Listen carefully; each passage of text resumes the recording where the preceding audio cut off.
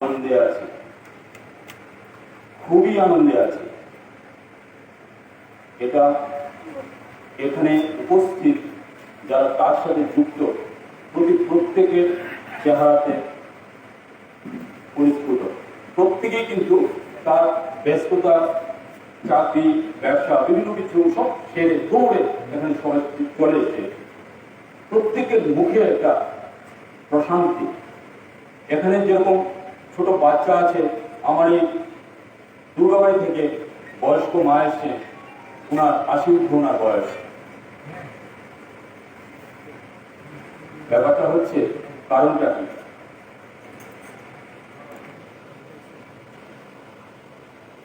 আমরা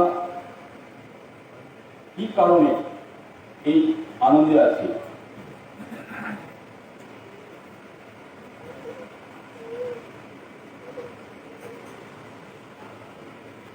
জীবনে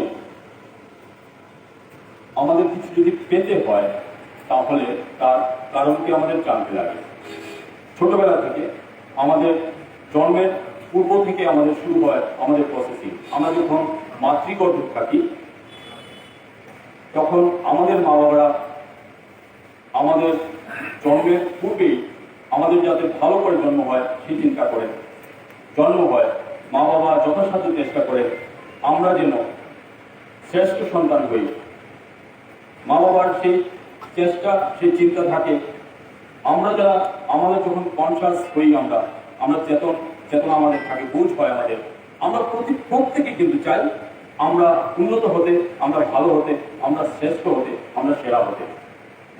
কারণ আমি আমার জীবনটায় আজকে যে বয়সে এসেছি, খুব ছোটবেলা থেকে এই জায়গাতে এসেছি, আমার বন্ধু বান্ধব, পারিপার্শ্বিক সবাইকে দেখেছি, আমরা প্রত্যেকেই কিন্তু চাই আমরা সেরা হতে।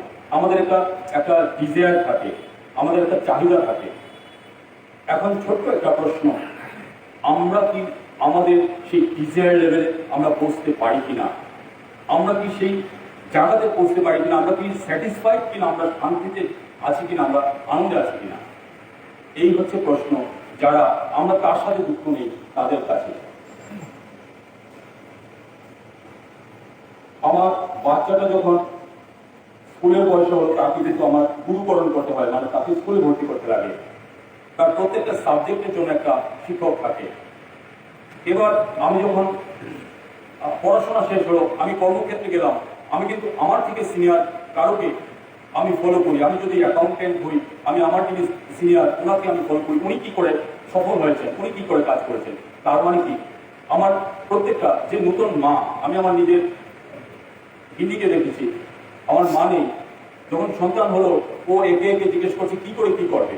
তার মানে আমার জীবনের প্রতিটি ক্ষেত্রে আমার কিন্তু গুরুর প্রয়োজন। গুরু মানে সেই ব্যাপারটায় যিনি অভিজ্ঞ, যিনি জেনেছেন, তার আগে যিনি জেনেছেন, প্রকৃতভাবে জেনেছেন। তাহলে আমার জীবনে প্রতিটি ব্যাপারে যদি আমার গুরু লাগে, আমি যে মানুষ, আমার মানুষ হিসাবে মানুষ হওয়ার জন্য কি গুরুর প্রয়োজন নেই?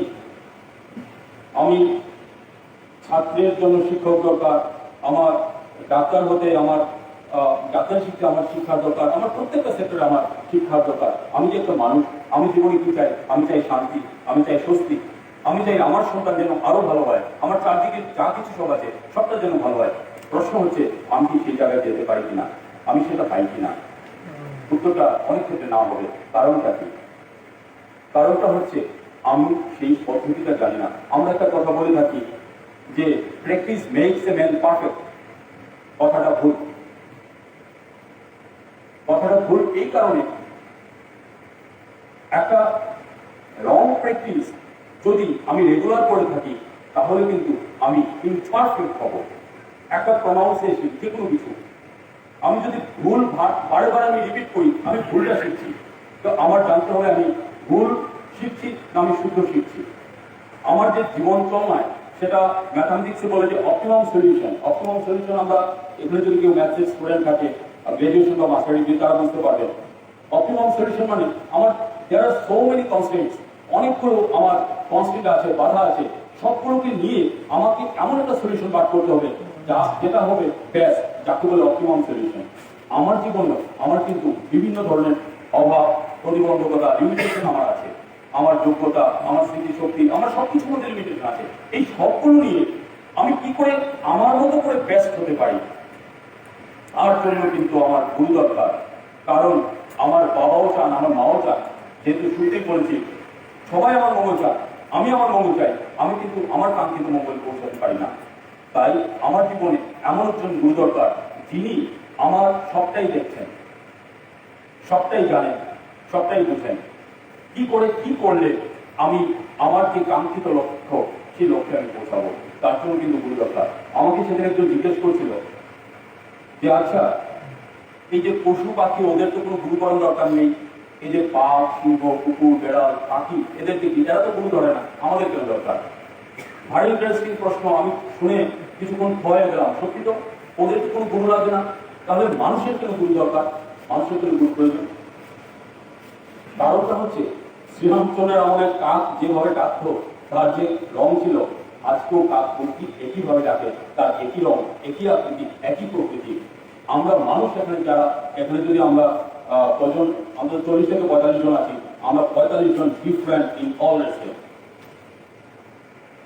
আমরা প্রত্যেকেই কিন্তু ডিফারেন্ট। তাই আমার কি দরকার, প্রত্যেকের গঠন থেকে শুরু করে তার সমস্ত চিন্তা ভাবনা ধারা সমস্ত কিছু কিন্তু বিভিন্ন, ডিফারেন্ট। তাই এমন একজন মানুষ দরকার যিনি এই সবগুলোর মধ্যে, যেমন এই ছাদ থেকে আমি নিজে কিন্তু সবাইকে দেখতে পাই, আমি নিচে যদি দাঁড়াই আমি আমার চারদিকে যারা আছে সবাইকে দেখবো না। তাই আমার গুরু এমন দরকার যিনি আমার মধ্যে আমার সবটা দেখেন, তিনি আমাকে কন্ট্রোল করতে পারেন।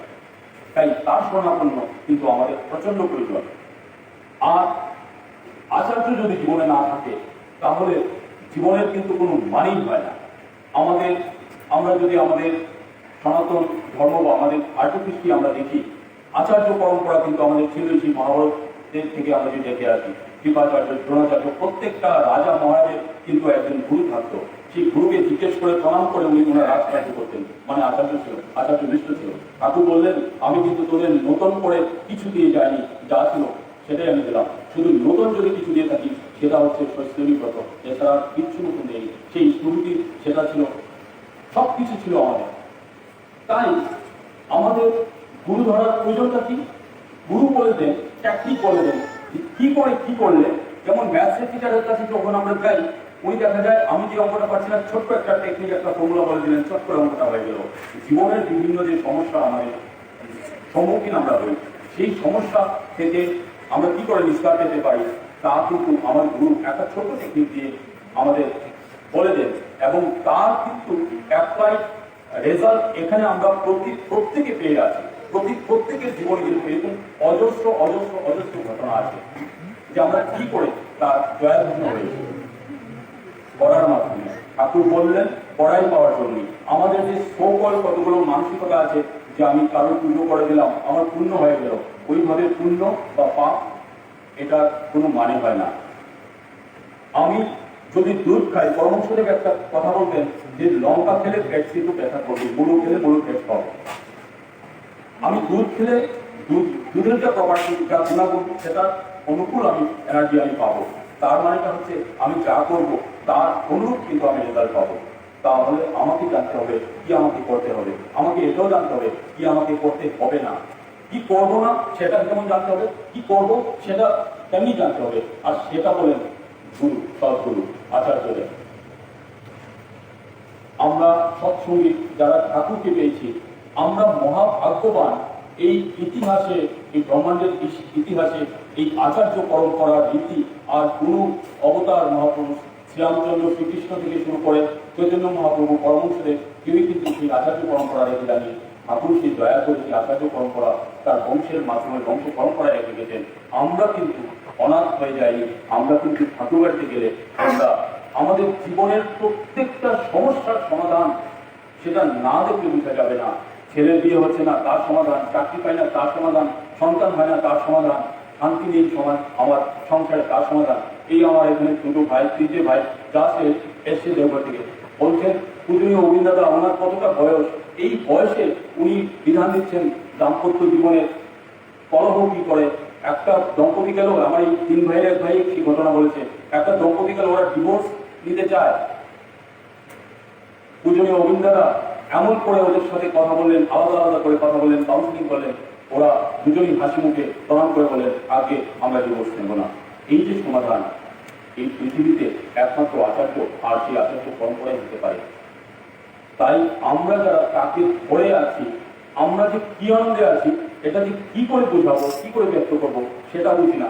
সেটা বুঝি যখন দেখি আমার সাথে, আমার অফিসে, আমার এলাকায় আরেকটা মানুষ আছে, সে আমার থেকে অর্থে, বৃত্তে, সম্পদে, বিদ্যায়, বুদ্ধিতে সব থেকে এগিয়ে, কিন্তু সে আমার মতো আনন্দে নেই।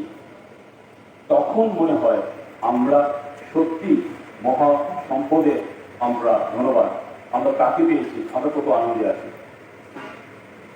তাই তাকে ধরে তিনি যা বলেছেন সেইভাবে চলার মধ্যে দিয়ে আমাদের জীবনের সার্থকতা। আমার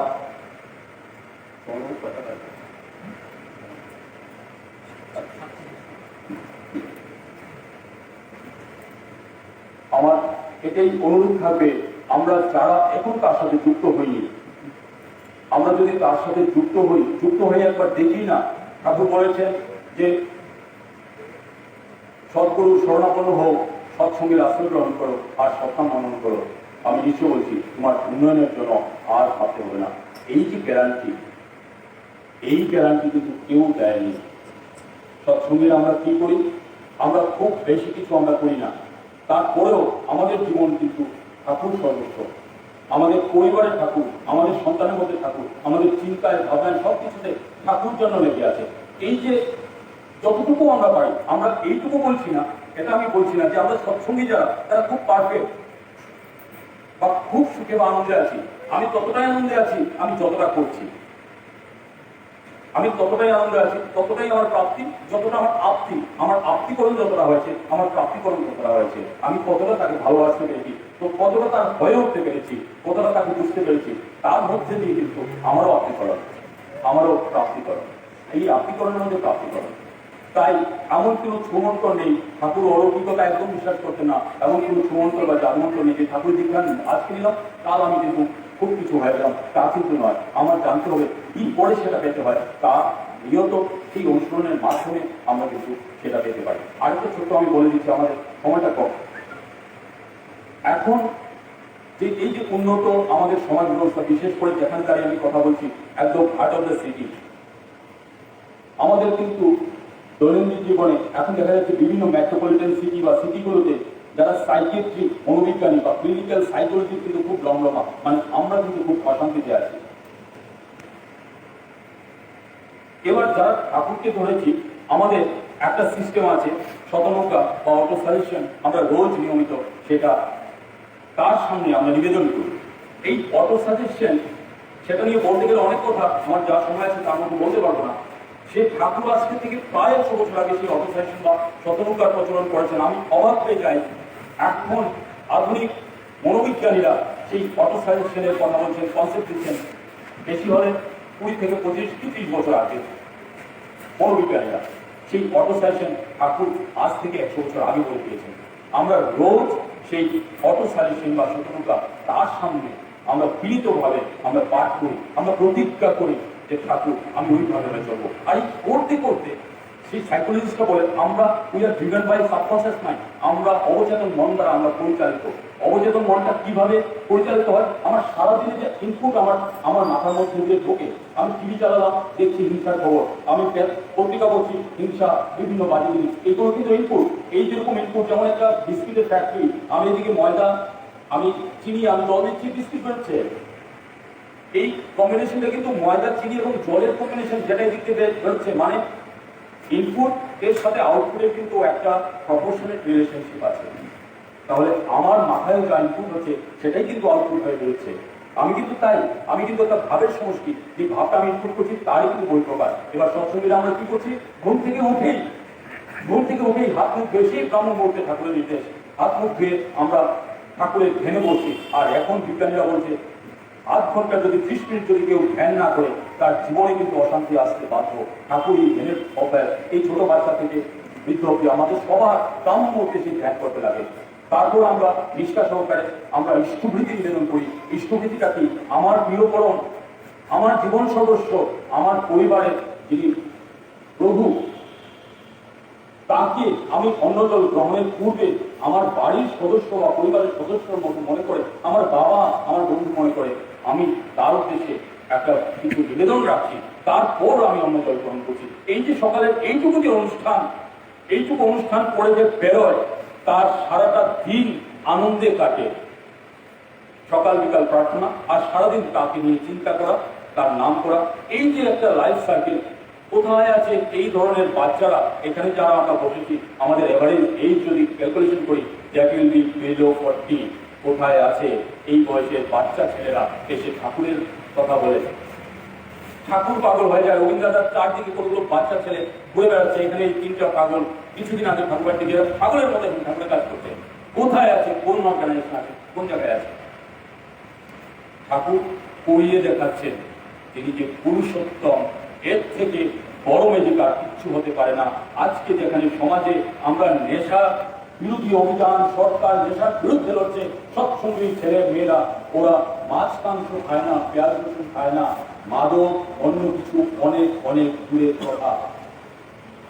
এর চেয়ে বড় ম্যাজিক, এর চেয়ে বড় অভিজ্ঞতা আর কিছু কি হতে পারে? আজকের দিনে তার চেয়ে বড় প্রাসঙ্গিকতা, বড় প্রাসঙ্গিক আর কি হতে পারে? তাই আমার মনে হয়, আমাদের মনে হয়, আমরা তাকে নিয়ে, তাকে ধরবো কেন? আমার জন্য, আমার মঙ্গলের জন্য। আমি কেন জানি কি করে আমাকে বড় হতে হবে, এগিয়ে যেতে হবে, তার জন্য তাকে ধরা। আমরা সবাই, তিনি এসেছেন আমাদের উদ্ধার করতে, তিনি এসছেন নৌকা নিয়ে।